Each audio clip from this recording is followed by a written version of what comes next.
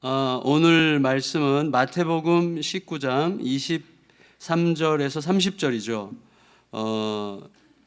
마태복음 19장 23절에서 30절인데 말씀 전하는 중에 함께 읽어가도록 하겠습니다. 여러분 잠깐 정리하면 절 보시면 됩니다. 지난 수요일 새벽에 예수님은 죽음과 영광이라고 하는, 이제 지난주 월화수 내내 제가 의도적으로 죽음과 영광이라고 하는 맥락에서 그 본문을 읽고자 했고, 사실은 본문이 그런 걸 말하고 있었어요. 그래서 죽음과 영광, 그러니까 죽음이 곧 영광이죠. 그래서 내가 기꺼이 나를 내어주는 죽음의 길을 지금 예수님께서 가고 계시고, 그 길에서 자신의 죽음 이야기를 계속 하셨는데, 그 죽음의 이야기를 하시는 중에 영광을 보여주시죠. 그래서 죽음과 영광이죠. 혹은 죽음이 영광이 되는 그 삶을 이제 보여주시는 그런 상황에서 갑자기 제자들이 누가 크냐를 물었잖아요. 지난 수요일 날 새벽에. 누가 크냐? 그때 예수님이 그들의 질문에 대한 대답으로 어린아이를 세우셨어요. 그렇죠. 그래서 어린아이는 예수님을 믿는 지극히 작은 자를 상징하죠. 그래서 예수님은 말씀하신 거죠. 그런 자로 존재하는 삶. 그리고 그런 자로 존재하면서 그런 다른 자를 내가 어떻게 대하느냐 하는 그것이 천국에서 나의 크기를 반영한다고 말씀하셨어요.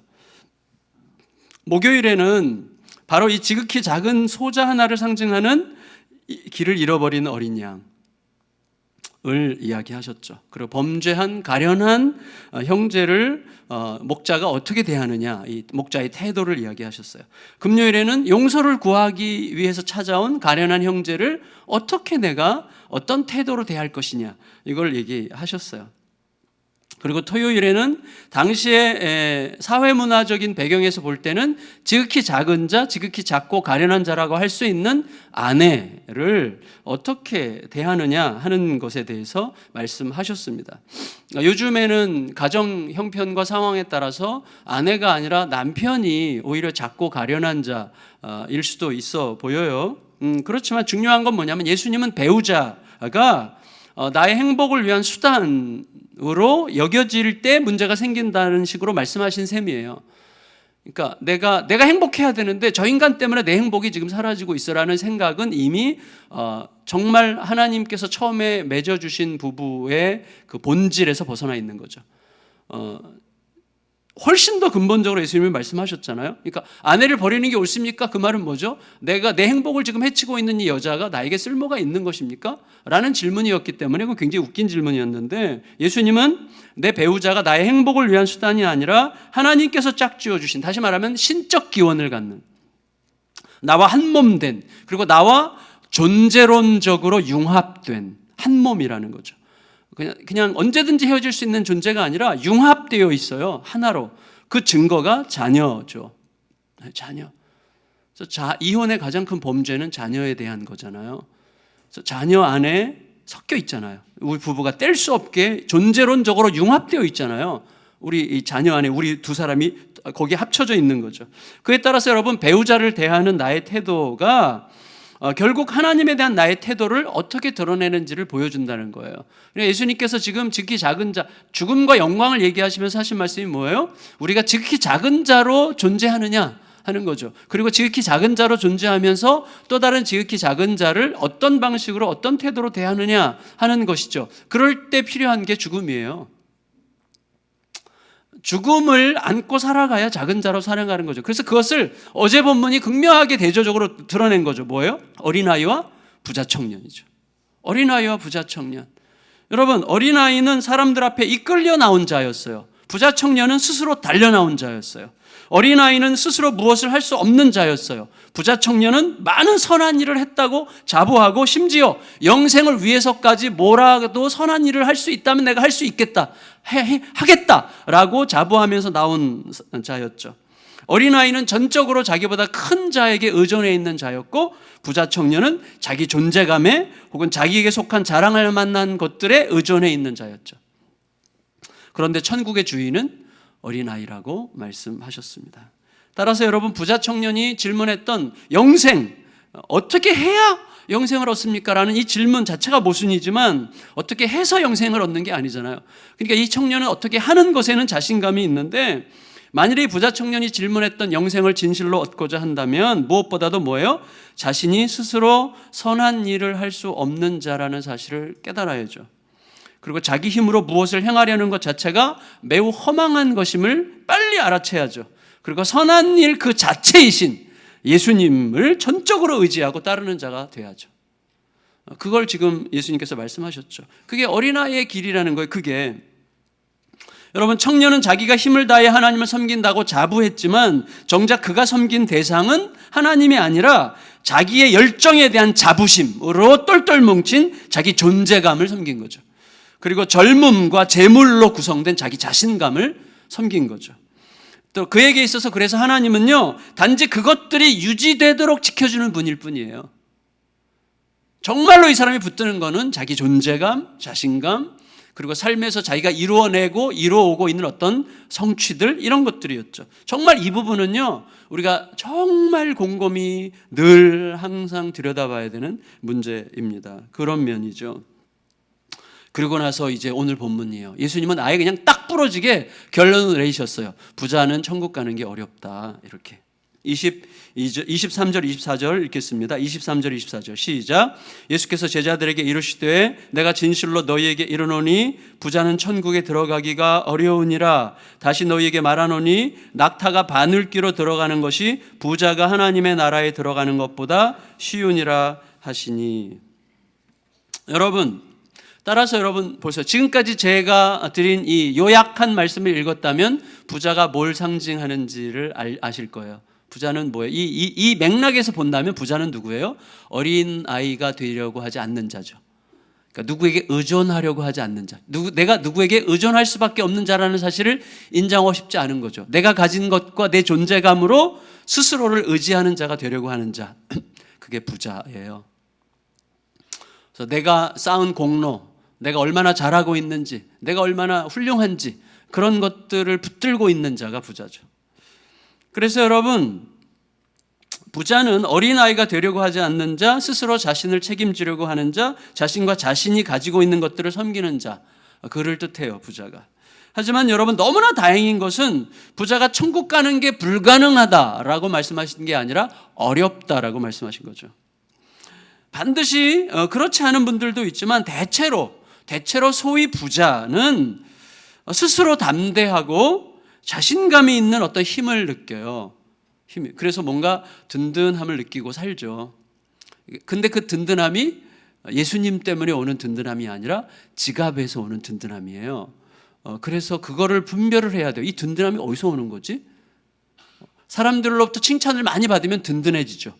그래서 이게 예수님으로부터 온 든든함인지 사람들로부터 인정받아서 온 든든함인지. 인정받아서 오는 든든함은 뭐죠? 내 존재감이 커졌기 때문이죠. 내 존재감은 우리를 항상 든든하게 하죠. 그래서 내가 주님을 섬기기 때문에 든든한 건지, 내 존재감을 섬겨서 든든한 건지, 주님 때문에 든든한 건지, 지갑이 두둑해서 든든한 건지. 이거 정말 쉽지 않은 문제죠. 이제 어쨌거나 여러분, 부자는 스스로 은근히 담대하고 은근히 자신감이 있는 어떤 힘을 느낄 수밖에 없어요. 그래서 자기가 가지고 있는 돈에 모두가 굽신거리는 것처럼 보이기 때문이에요. 물론 큰 착각이지만 사실은 착각이 아니기도 하죠. 왜냐하면 실제로 굽신거리는 사람들이 너무나 많잖아요. 그 힘은, 돈을 가졌다고 하는 그 힘은 많은 것들을 가능하게 해주기 때문에 그 힘의 궁극적인 무력감, 이 돈이라고 하는, 돈을 가졌다고 하는 것 그 사실의 궁극적인 무력감을 진실로 깨달은 자가 아니라면 그 힘은 그의 마음에서, 제가 말씀드린 이 돈은 우리가 지금 좋아하는 그 돈도 말하는 거지만 동시에 뭐예요? 내 존재감, 내가 쌓아온 어떤 나의 삶의 공로, 내가 스스로 의지할 만한 어떤 나의 어떤 무엇을 상징하는 거예요, 돈은. 그 돈인데, 근데 그것의 무력감을 진실로 깨닫는 자가 아니라면 그것은 나에게 모든 것을 가능하게 해줄 것처럼 생각하게 만들기 때문에 그 힘이 작동하면 우리들의 마음에서 하나님이 아니면 안 된다라고 하는 간절함을 계속해서 뺏어가요. 그래서 하나님이 아니면 안 된다라고 하는 간절함이 점점 옅어져요. 그래서 말로만 하나님을 간절히 찾지 내 가슴에서는 사실은 하나님이 그렇게 간절하지 않아요. 그게 무서운 거죠. 그게 너무나 무서운 거예요. 따라서 예수님의 이 말씀에서 피해가는 길은 간단해요. 예수님께서 부자가 천국 가기 어렵다라고 말씀하실 때 그래도 천국에 가기 어렵지 않으려면 간단하죠. 돈을 많이 가졌건 그렇지 않건 진심으로 자기가 부자가 아니라고 생각하면 되죠. 자기에게 학벌이 높건 낮건 그리고 내가 객관적으로 자랑할 만한 것이 많건 적건 간에 그런 것들이 그렇게 자랑할 만한 것이 아니라는 사실을 진실로 깨달으면 되는 거죠. 그렇지만 여러분, 많이 가진 게 사실인데 어떻게 부자가 아니라고 생각할 수가 있겠습니까? 많이 가졌다는 사실이 뭘 의미하는지를 제대로 알면 되는 거죠. 여러분, 많이 가졌다는 사실이요, 보면 내 마음 하나 거룩하게 만들 수 없어요. 지금 사회적으로 미투 막 이렇게 일어났는데 거기에 관련되는 사람들은 전부 다 많이 배우고 유명하고 돈 많고 이런 사람들이잖아요. 물론 그렇지 않은 사람들에게는 그런 일이 없다는 뜻이 아니에요. 그 말은 많이 배웠다, 많이 가졌다는 게 전혀 내 개인적인 거룩함에 대한 보존의 능력이 아니라는 거예요. 그러니까 여러분, 많이 가졌다는 사실이 내 마음 하나 거룩하게 만들 수 없는 무능한 거예요. 자식 하나 제대로 된 인간으로 키우기에도 합당치 않은 무능한 거죠. 그것 때문에 키울 수 있는 게 아니잖아요. 진실로 진리를 쫓는 사람들은 이런 것들이 결코 주무를 수 없어요. 굉장히 무기력한 것이죠. 오직 돈이라고 하는 것은 뭐예요? 오직 선을 위해 과감하게 들여지고 소비될 때만 가치를 발휘하는 것이라는 사실을 내 마음 깊이 깨닫게 될 때 그 의미를 비로소 알게 되는 거죠. 여러분, 그렇지만 예수님의 말씀 때문에 제자들의 마음에서는 놀람과 반감이 동시에 일어났어요. 25절 읽습니다. 25절 시작. 제자들이 듣고 몹시 놀라 이르되 그렇다면 누가 구원을 얻을 수 있으리이까? 이게 놀람과 반감이죠. 여러분, 저를 보세요. 제자들이 놀랐다는 건 무슨 뜻이죠? 제자들은 그렇게 생각하지 않았다는 뜻이죠. 그 당시의 배경에서 보면 돈을 많이 벌었다는 것, 부자가 됐다는 것, 건강하다는 것, 많이 배웠다는 것, 이런 것들은 전부 다 축복입니다. 축복. 하나님의 축복이에요. 그렇게 확신하는 거예요. 그러니까 뭐예요? 병 걸린 사람, 가난한 사람, 그리고 못 배운 사람은 저주죠. 예수님은요, 이거를 완전히 혁명적으로 뒤집어 엎으신 거예요. 많이 가졌냐 못 가졌냐, 많이 배웠냐 못 배웠냐, 얼마나 사회적 지위가 높으냐 낮으냐가 아니라 하나님과의 관계가 모든 것을 결정한다고 말씀하시는 거예요. 하나님과의 관계로 부자가 돼야 되고, 하나님과의 관계가 제대로 되어 있지 않으면 가장 가난한 자라는 거죠. 근데 그게 진짜거든요. 그게 이 세상의 삶을 진짜 끌고 가는 힘이거든요. 그래서 여러분, 제자들이 놀랐어요. 왜냐하면 자기들의 상식에 맞지 않으니까. 자기들의 상식은 부자는 축복받은 건데 왜 부자가 하나님의 축복을 받은 사람이 천국을 못 간다니 무슨 말인가, 이렇게 생각하기 때문에 놀라는 거거든요. 반감이 일어났다는 건 뭐예요? 자기들도 부자가 되고 싶었기 때문에 부자가 되고 싶었던 거예요. 그러니까 그럼 누가 천국 가요? 이렇게 말하는 거죠. 여러분, 나도 저 같은 경우도 지독하게 가난하던 학창 시절이, 학생 때 늘 생각했던 것 중에 하나가 뭐냐면 돈 걱정하지 않고 살 수 있는 날들을 갈망했어요. 어제 우리 청년들과 토크 콘서트를 간단하게 했는데 청년들 질문 중에 하나가 뭐냐면 돈이 나를 지배하고 다스린다는 것을 느낀다는 거예요. 그러니까 돈에 더 이상 다스리고 지배받지 않도록 상가 건물주 노릇하면서 편안하게 갈등 안 하면서 돈 벌고 살면 그걸 어떻게 생각하냐, 이런 식의 질문이 있었는데 이제 아직 모르는 거죠. 상가 건물주 노릇이 얼마나 힘든 건데. 그리고 다시 그 상가 건물주 노릇하는 사람이 돈을 얼마나 숭배할 수 있는데, 상가 건물주 노릇하면 돈을 숭배하지 않는 게 아니잖아요. 물론 이제 젊은이다운 질문이죠. 고마운 질문이었는데 사실은 젊을 때 어떻게 하면 좀 그런 돈 걱정하지 않고 살까, 이런 식의 생각을 했던 것 같아요. 너무 힘들고 늘 학비 걱정을 했으니까. 그래서 그때는요, 저도 이 말씀 읽을 때 약간 반감이 들었던 기억이 나요. 정직하게 합법적으로 열심히 벌어서 잘 사는 게 뭐가 잘못인가, 이런 식의 생각을 한 거예요. 그들 앞에 왜 천국문을 좁히시는가? 정직하게 열심히 돈 벌어서 잘 사는 사람을 왜? 근데 이제 물론 그런 건 지금도 여전히 지지합니다. 그렇지만 이제 살아가면서 우리가 알잖아요. 돈 가진 이들 중에 정말 다수의 모습에서 하나님보다는 돈을 섬기게 되는, 자동적으로 하나님보다 돈을 섬기게 되어 있어요. 어떻게 알아요? 뭐 금방 알죠. 진짜 하나님보다 돈을 더 섬기는 거예요. 우리가 아무리 신앙생활 열심히 하는 사람도요, 돈 문제 크게 생기면 이거 뭐 하나님이 너무 조그매지는 거거든요. 그러니까 내가 뭘 섬겼느냐가 그때 이제 나오는 거죠. 하나님의 이름으로 돈을 섬기죠. 많은 적지 않은 분들이 하나님의 이름으로 돈을 섬기는 거죠. 그래서 경건한 신앙생활을 하는 것 같은 모습을 보이지만 사실은 돈에 의해서 이제 그래서 돈으로 하나님을 섬기려고 하죠. 돈으로. 그 대표적인 케이스가 뭐예요? 옛날에 뭐 젊은이들 질문하면 당신은 참 목회하면 좋겠다 그러면 난 아니라고. 나는 돈 많이 벌어서 장로할 거라고. 왜 돈 많이 벌어야 장로를 합니까? 교회가 그렇게 가르친 거예요. 난 돈 많이 벌어서 장로하겠다고. 그러니까 돈이 없으면 장로를 못 하는 거예요. 이게 얼마나 웃긴 거예요. 그걸 교회가 은근히 문화적으로 가르친 거죠. 정말 무서운 거죠. 정말 무서운 거예요. 하나님의 이름으로 돈을 섬기고 또 돈으로 하나님을 섬기고 심지어 돈으로 하나님의 일을 좌지우지하려고 하는, 어떤 경우에도 돈은 포기할 수 없을 것 같은, 돈을 위해 사람을 사람 되지 못하게 하는, 사람을 우습게 생각하는 이 안타까운 모습들을 이제 거듭해서 보는 동안 예수님의 말씀이 진짜구나 라는 것을 이제 알게 되는 거죠. 돈의 가장 큰 슬픔이 뭡니까? 돈의 가장 큰 슬픔은 그것이 쌓일수록 예수님만이 나의 희망입니다라는 고백의 농도를 흐리게 하는 거죠. 그리고 그 고백의 욕망의 물을 탈 가능성이 굉장히 많습니다. 물론 여러분, 하나님에 대한 전적인 믿음으로 돈의 그 막강한 힘을 극복하는 그리스도인들도 틀림없이 있습니다. 정말 감사한 일이죠. 정말. 그래서 예수님께서 말씀하세요. 26절 읽습니다. 26절 시작. 예수께서 그들을 보시며 이르시되 사람으로서는 할 수 없으나 하나님으로서는 다 하실 수 있느니라.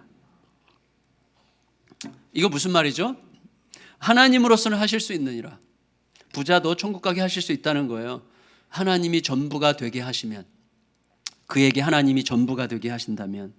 여러분, 그제서야 베드로는 자기가 예수님을 따르느라고 부자가 될 기회를 포기했다는 사실에 자부심을 느끼면서 이렇게 말했습니다. 27절 시작. 이에 베드로가 대답하여 이르되 보소서, 우리가 모든 것을 버리고 주를 따라 싸운데 그런즉 우리가 무엇을 얻으리이까? 저는요, 이 말씀 딱 읽을 때 제가 예수님의 입장에 딱 서서 만일에 읽으면 저는 진짜 이 말씀 읽자마자 이렇게 생각했어요. 아니, 뭘 얻긴 얻어. 예수님과 함께 가는 게 다 얻은 거지. 이렇게 거룩한 척 하면서 제가 마음으로 대답하고 있더라고요. 근데 여러분, 예수님은 안 그러세요. 예수님은 안 그러세요. 제가 지난번 우리 명절 연합예배 때 다시 봄이라는 드라마 봤잖아요. 안 보신 분들은 죄송한데 보신 분들은 기억하실 거예요. 제가 가장 인상적인 부분은 뭐였는가 하면, 치매 걸린 그 사모님이 이제 창고에 가서 막 뒤질 때 그 딸이 들어와서 뭘 찾아, 그거 있잖아, 그거 있잖아, 그거 막 찾는데 막 여기서는 이제 갈등이 해소가 안 되는 거예요. 여기서는 갈등이. 그거 있잖아, 그거가 뭔지 말은 안 하는데 계속 그거 있잖아, 그거 막 찾는데 딸은 그게 뭔지 답답해. 그게 뭔데, 그게 막 얘기하는 거잖아요. 그때 옆에 이 후배 전도사님이 얘기하잖아요. 사모님, 그거 제가 찾아드릴게요. 그때 저는 너무 감동이었어요. 그 부분이. 그게 죽는 거거든요. 내가 모르면 어때요? 그거 찾아드릴게요. 밥 먹고요. 이렇게 얘기했잖아요. 어때요? 그러면 금방 잊어버리잖아요. 이게 술수가 아니라 사랑이기 때문에 너무 귀한 거죠. 예수님의 이 대답에서 저는 그게 느껴졌어요. 베드로가 우리 다 버리고 따라왔는데 그럼 우리 뭐 얻어요? 그럴 때 예수님께서 야, 너 나랑 함께 있는 게 다 얻은 거야. 이렇게 말씀하시지 않고 있지. 다 얻을 거야. 뭔지 얘기해 줄게 하면서 하신 말씀이 28절 29절이죠. 자, 28절 29절 읽겠습니다. 시작. 예수께서 이르시되 내가 진실로 너에게 이르노니 세상이 새롭게 되어 인자가 자기 영광의 보좌에 앉을 때에 나를 따르는 너희도 12보좌에 앉아 이스라엘 12지파를 심판하리니 또 내 이름을 위하여 집이나 형제나 자매나 부모나 자식이나 전토를 벌인 자마다 여러 배를 받고 또 영생을 상속하리라. 여러분, 예수님께서 먼저 이 땅 넘어 새 세상에서 얻게 될 것에 대해서 말씀하셨죠. 그렇지만 또 이 땅에서 얻게 될 것에 대해서도 말씀하셨어요. 나를 위해서 버렸는가? 너 집을 얻을 거야. 형제도 얻을 거야. 자매를 얻을 거야. 부모도 얻을 거야. 자식도 얻을 거야. 전토를 벌인 자마다 여러 배를 받을 거야. 그러셨죠. 실제로 여러분, 예수님을 위해서 그렇게 다 버린 게 맞다면, 진실로 예수님을 위해서 그렇게 버린 게 맞다면 그들은 반드시 여러 배로 받을 뿐만 아니라 영생을 얻을 거라고 말씀하신 것이죠. 실제로 그렇게 되지 않았습니까? 실제로 제자들은 예수님이 부활하신 다음에 진정한 제자의 길을 걷는 동안 어디를 가나 묵을 수 있는 형제 자매들의 집을 얻게 됐어요. 어디를 가나. 여러분, 내가 묵을 수 있으면 내 집 아니에요? 기간이 문제죠. 기간이. 근데 어때요? 기간은 내가 그날 묵는 게 왜? 오늘이 전부잖아요. 우리가 정말 잘 생각해요. 오늘이 전부거든요. 오늘 내가 묵을 수 있는 곳이 내 집이에요. 제가 지금 너무 강변을 늘어놓고 있는 것입니까? 근데 저는 그게 진실인 것 같아요. 그게 진실. 우리는 오늘을 사는 자들이고 오늘이 우리들의 마지막일 수 있기 때문에 항상 오늘을 사는 자들인데, 오늘 내가 묵을 수 있는 집이면 내 집이죠. 저는 곽경훈 장로님의 제주도 그 집을 제 집이라고 생각하지 않습니다. 그러나 거기서 묵을 때는 제 집이라고 확신하면서 너무 감사해요. 장로님 이렇게 저놓고 많은 성도들이 또 직원들이 이용할 수 있게 해준 게, 그런 집들을 좀 많이 가지시면 좋겠어요. 여러분들 사방에 좀 그런 집들 놓으세요. 가서 제 집 좀 많이 갖게. 근데 제자들은요, 그때 이제 뭐예요? 순회 선교사들이 된 거예요. 근데 가는 곳마다 묵을 곳이 있었어요. 가는 곳마다 많은 집을 얻었죠. 그리고 일가 친척들의 숙주와는 비교할 수 없는 혈육보다 강한 예수의 피로 엮어진 수많은 가족들을 얻었죠. 우리 여러 명절에 우리 가족들을 만났지만 솔직히 가족들과는 비교할 수 없는 횟수로 깊이로 우리가 만나는 가족들이에요. 사람의 피보다도 더 강한 예수의 피로 맺어진 가족. 그래서 여러분, 저는 제가 돈 쓰는 게 우리 가족들을 위해서 쓰는 돈보다도 우리 이 예수의 피로 맺어진 형제들에게 쓰는 돈이 훨씬 많은 것 같아요. 훨씬 비교할 수가 없죠. 시간도 그렇고 내 마음도 그렇고 물질도 그렇고. 그런데 그러면 진짜 가족 아니에요? 그런 진짜 가족이 이렇게 많은데 너무나 많은 가족을 얻었죠. 온 땅을 진리로 정복하는 소유권을 얻게 됐어요. 예, 가는 곳마다. 예, 몽골에 가도 거기서 다 가족들이에요. 가족들. 거기서 막 먹을 거 줘. 막 사랑으로 대화해. 얼마나 행복합니까? 어딜 가나. 근데 여러분, 마찬가지예요. 우리들도 어딜 가서든지 예수 그리스도를 향한 진정한 마음으로 서게 되면 하나님은 그런 식으로 우리들의 삶을 이끌어 가시게 되겠죠. 그리고 영생이 먼 훗날의 사건이 아니라 바로 여기에서 누리는 현실이라는 것을 이들의 삶으로 입증하면서 살았어요, 제자들은. 근데 이 영광을 누리는 일에는 서열이 없어요. 다만 내 마음에 계신 예수님의 크기가 순서를 정하게 되는 것입니다. 30절 읽고 마칠게요. 30절 시작. 그러나 먼저 된 자로서 나중되고 나중된 자로서 먼저 될 자가 많으니라. 여러분, 순서가 없어요. 순서가. 서열이 따로 있지 않고 서열은 뭡니까? 내 마음에 계신 예수님의 크기가 서열이에요. 말씀을 마칠게요. 성도 여러분, 예수님 외에는 나 이거 없으면 죽어라고 말할 수 있는 게 점점 더 없어지는 게 은혜예요. 예수님 외에는 나 이거 없으면 죽어라고 말할 수 있는 게 없어요. 그게 은혜죠. 그 은혜의 핵심은 뭐예요? 예수님에 대한 날마다 신선한 발견을 이루어가는 기쁨이에요. 그게 말씀 묵상이에요. 날마다 예수님을 발견해가는 거죠. 예수님의 존귀하심을 날마다 새롭게 발견하되 예수님을 대신할 수 있는 것이 그 어디에도 없음을 발견하고 알게 되는 것이죠. 나를 굳이 설득할 필요가 없어요. 억지로 자신에게 강요할 필요도 없어요. 단지 그게 사실이기 때문에 그 사실의 사실성, 예수님이 진짜 답이라는 사실을 제대로 알아가기만 하면 되는 거예요. 그때 우리는 이렇게 고백할 수 있어요. 어떻게? 주 예수보다 더 귀한 것은 없네. 이 고백이 가슴으로 들어오죠. 그러면 너무나 감격스럽고 그 고백 한마디로 오늘을 사는 능력과 힘을 충분히 얻는 거예요. 주 예수보다 더 귀한 것은 없네. 여러분, 세상 즐거움 다 버리고 세상 자랑을 올라오셔도 돼요. 세상 자랑을 다 버렸는데 여러분, 세상 즐거움을 다 버렸어요. 즐거움을 다 버렸어. 자랑할 것 다 버렸어요. 그런데 너무나 즐겁고 너무나 자랑스러워. 주 예수보다 더 귀한 것이 없으면 세상 즐거움 다 버리고 세상 자랑 다 버렸는데 너무나 즐겁고 너무나 자랑스럽죠. 주님은 우리가 이 세상에 속한 모든 즐거움과 기쁨을 다 버린다고 해도 비교할 수 없이 더 나은 즐거움과 더 나은 기쁨으로 우리를 채우실 만큼 존귀한 분이십니다. 그 은혜로 이 아침에 예수님을 고백하고 주 예수보다도 귀한 것은 없네, 그 고백이 우리의 가슴에 깊이 들어와 그 힘이 오늘 우리를 살게 하는 능력이 되시기를, 배부름이 되시기를 예수님의 이름으로 축원합니다. 주 예수보다도 귀한 것은 없네.